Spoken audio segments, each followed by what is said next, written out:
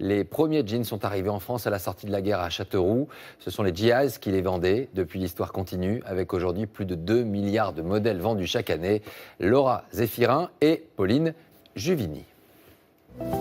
Troué, délavé, taché, déchiré, le jean est un incontournable dans nos armoires.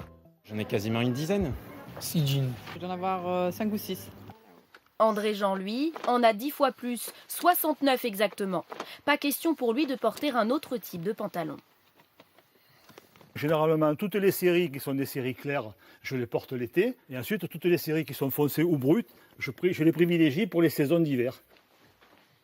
Plus qu'un vêtement, le jean, selon lui, c'est une pièce de collection dont il faut prendre soin. Un jean, ça ne se lave pas. Ou très très rarement. Un jean, ça se brosse.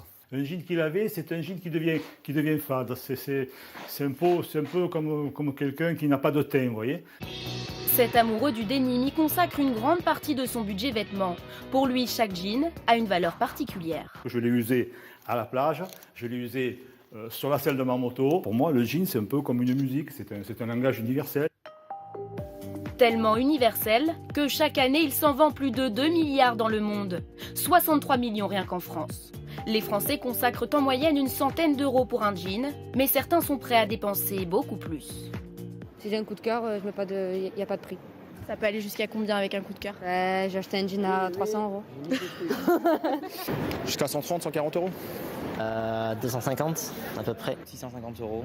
Je préfère manger des patates, mais avoir des super fringues. Qui aurait cru que cette toile de coton et de lin allait connaître un tel succès il y a plus d'un siècle? La légende veut que le jean soit originaire de Nîmes, d'où son nom, de Nîmes. Mais c'est un Allemand, Lévi-Strauss, qui l'exporte aux États-Unis au XIXe siècle pour habiller les mineurs. Succès immédiat, le jean va peu à peu conquérir le monde entier. Dans les années 30, c'est l'incontournable des westerns, puis le vêtement fétiche de Marlon Brando ou James Dean. Dans les années 90, c'est Brad Pitt qui en vante les mérites. Aujourd'hui, tout le monde en porte, même le président américain Barack Obama ou le président russe Vladimir Poutine. Mais pour rester indémodable, le jean doit se réinventer.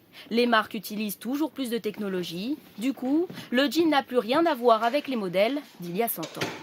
On avait quelque chose de très très lourd.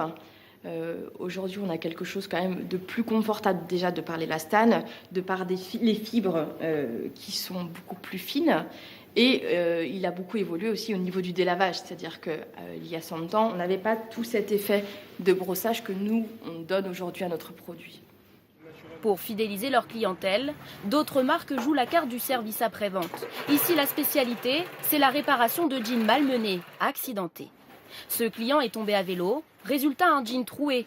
Pour 20 euros, il lui offre une seconde vie. Ça a du cachet, ça rend le jean unique aussi. Pourquoi ?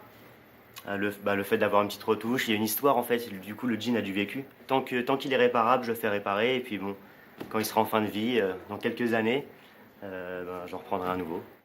Le jean, un vêtement fétiche au succès qui semble inébranlable. Voilà pour la saga du jeans. Pouvoir